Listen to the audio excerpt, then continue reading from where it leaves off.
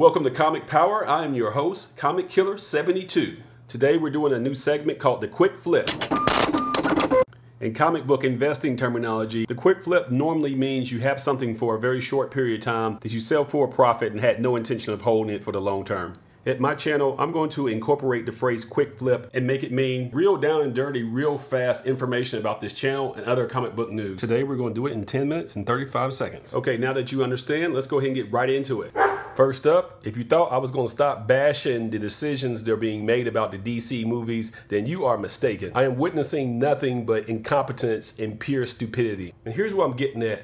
There are Joker projects. Notice I said projects and not project. We're hearing one piece of information that Jared Leto is going to reprise his role as the Joker in a spinoff directly from the Suicide Squad. But at the same time, we're also hearing that there's going to be a Joker origin story starring Joaquin Phoenix. So make up your mind. Are you going to have this guy's the Joker or this guy's the Joker? Both guys can't play the Joker at the same freaking time. If we had a Joker for television and a Joker for the movies, that would make sense. But we're talking about two different movies with two different Jokers at the same freaking time. The president of DC is Diane Nelson, who is stepping down after a long-term leave of absence. The biggest decisions over at DC about the movies is not coming from her. She oversaw DC's move from New York to Burbank, California. She was also credited with giving space to creators like Scott Snyder and Tom King, and also bringing back Neil Gaiman into DC to work with them closely again. So overall, she did a good job of what she was assigned to do. But the biggest decisions about the movies are coming from the parent company of DC, Warner Brothers, and the CEO is Kevin Tsujihara, who I have bashed repeatedly because he has no idea what he's doing, but somehow he still gets to keep his job, talking about failing up, right? All right, let's get back to this Joker thing.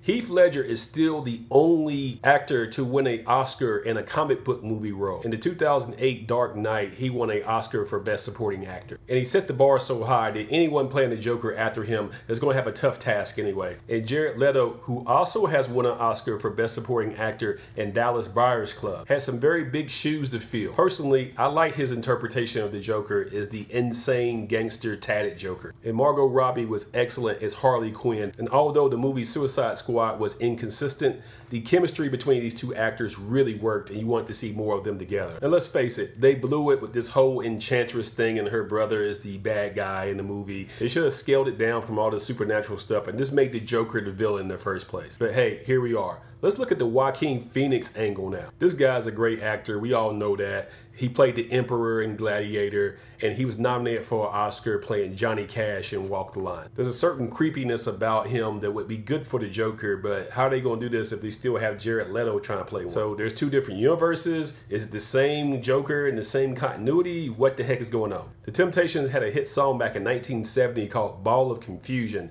That's exactly what this is. Let me state for the record, I love the DC characters. I do not love what Warner Brothers is doing with them in terms of the movies. Speaking of Harley Quinn, they can't seem to figure out what they want to do with Margot Robbie moving on as Harley Quinn in a future project. Because in late 2016, there was rumors of a Gotham City Sirens movie. This is based on a 2009 comic series that was written by Paul Dini, who was the creator of Harley Quinn in the first place back in the animated series days. It teams up Harley Quinn, Poison Ivy, and Catwoman. They haven't introduced Ivy and Catwoman in this live action continuity, so unfortunately it would have the burden of being bogged down to give an origin story for Ivy and Catwoman. But then things got stupid again because we're talking about Warner Brothers here, and they introduced a Birds of Prey project. Instead of a trio of female anti-heroes, this would be a trio of female heroes starring Batgirl, Black Canary, and the Huntress. Those are the core three members, but like the Avengers, it changes a lot. So are they going to do Birds of Prey, or are they going to do Gotham City Sirens, or the Sirens are going to fight the Birds of Prey? The only core character that has been introduced is Harley Quinn. The others have not. So you would have the burden once again of telling all these origin stories, which is what hurt the flow of the Suicide Squad back in 2016. So anyway, it's completely confusing what's going on. I want the DC movies to be good. Honestly, I do. But under the direction of Warner Brothers, the ship is sinking. I don't think there's anything we can do about this Titanic. And I'm not mad. I'm just disappointed. Hashtag fire Kevin Tsujihara. So you know what's next. Next up is the speculation pick of the week.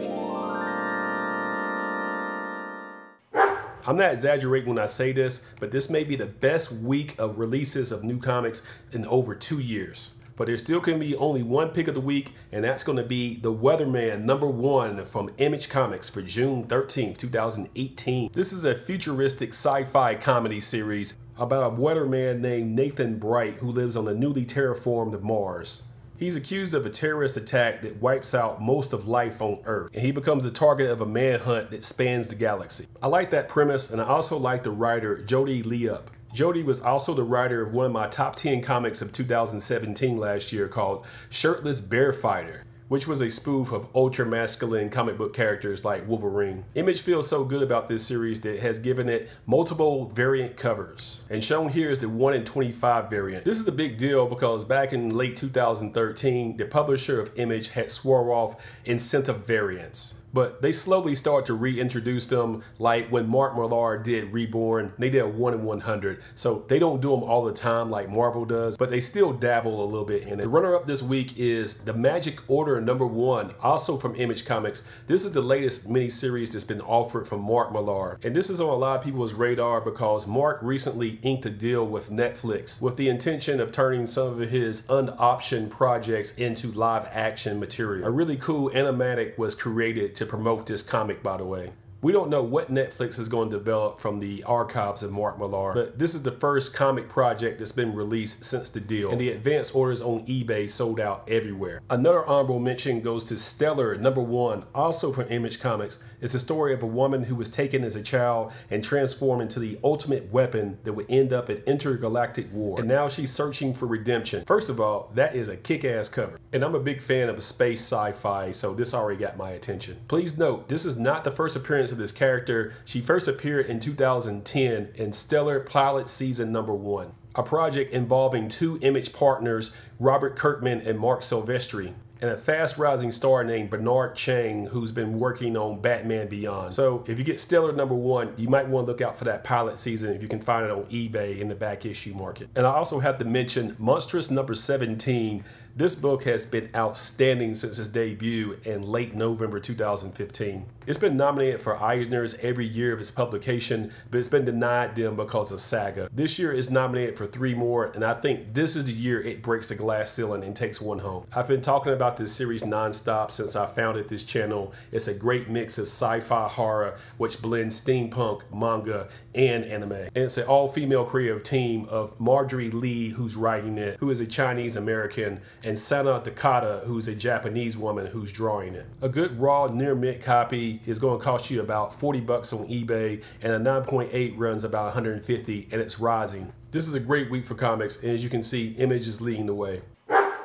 Next up is my latest edition of Over Under, where I pick a book that I think is overvalued and a book that I think is undervalued on the back issue market. The reception to this new segment was very positive, so I promise to keep it going. And first, the overvalued, and that's going to be Gotham City Sirens #1, which I mentioned earlier. It has a very attractive and bootylicious cover, but come on, no one was paying attention to this until talk of a live-action Sirens movie came out. You got all 3 of DC's most iconic anti-hero female characters and Harley Quinn, Catwoman, and Poison Ivy teaming up in the same book. And the print run isn't crazy high, but we don't know if this movie is going to get made with all the inconsistency that's going on at Warner Brothers about which movie they're making or not making. So this value is artificial because it's completely based on a movie that probably won't get made anyway. 9.8 graded is selling for about $220 on this right now. To me, I think the value should be about half of that in 9.8. The undervalued for this week is going to be Sandman #1 from DC Comics from 1989. It's the first appearance of Morpheus, the Master of Dreams, and written by Neil Gaiman, one of the most respected writers in comic book history. And get this, the 9.8 graded value of this is only $260. That is way too low. The success of Sandman is what helped usher in the creation of Vertigo Comics, a division of DC, with the intention of telling critically acclaimed stories that are outside of the superhero genre. Crime stories, war stories, science fiction, other stuff that doesn't quite fit the whole cowl and the cape thing. Vertigo gave us stuff like 100 Bullets or Why the Last Man, and more recently, Unfollow and The Sheriff of Babylon. And Sandman is almost solely responsible for Vertigo existing in the first place. So movie or no movie, the Sandman #1 should be much higher than this. It should be around $500, not $260. It's one of the most essential books of the late Copper Age. This is just another reminder that I do sell comics on eBay. I got key issues and my feedback score is 100%. There's a 10% off sale going through June 15th. Be sure to go out there and take a look. You know the drill. Subscribe to this channel, give it a thumbs up, and share it on social media so others can learn about comic power. Once again, thank you to all my subscribers and viewers. It only gets better from here.